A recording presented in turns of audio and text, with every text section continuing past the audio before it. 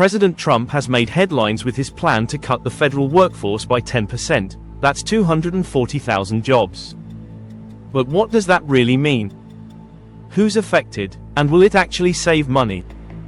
The US federal government is the largest employer in the country, with 2.4 million workers across over 400 agencies. That's not even counting postal workers or active duty military. But President Trump says it's bloated, inefficient, and needs to shrink. So, what's really going on? First, let's break it down. The federal workforce hasn't actually grown much in the last 50 years. In fact, it's stayed about the same size since 1969. But here's the kicker: federal spending has quintupled. So, where's all that money going? One big reason: federal contractors. Right now, contractors outnumber federal employees 2 to 1. That's right, there are more people working for the government than in it. And guess what? Cutting federal jobs doesn't necessarily cut costs if those jobs just shift to contractors.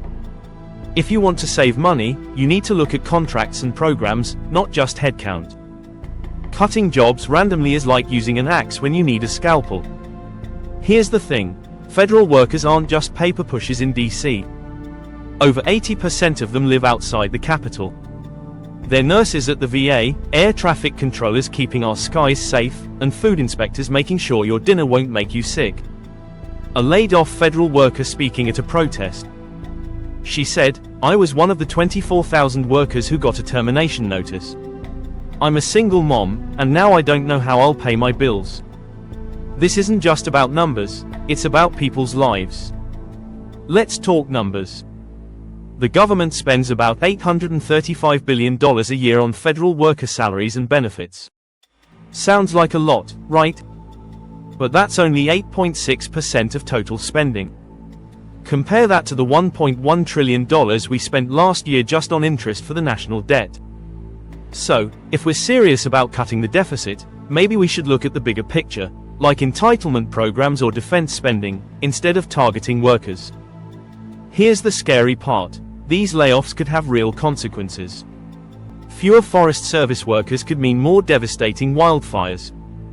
Cuts at the VA could mean longer wait times for veterans. And layoffs at the Department of Education could impact funding for schools and universities. Cutting 240,000 jobs isn't just about saving money. It's going to hurt local economies, increase unemployment, and potentially slow down economic growth. This isn't just a government problem, it's an everyone problem. So, is the government too big? Maybe in some areas. But cutting jobs without a plan isn't the answer. If we want to save money and make government more efficient, we need to focus on smarter reforms, not just mass layoffs. The federal workforce hasn't grown much in 50 years. Cutting jobs doesn't always save money. Federal workers do jobs that keep us safe, healthy, and fed. There's a better way to streamline government, if we're willing to do the work. What do you think? Should we shrink the government, or is there a better way to fix it? Let me know in the comments below. Don't forget to like, subscribe, and hit that bell icon so you don't miss our next deep dive. Thanks for watching, and I'll see you in the next one.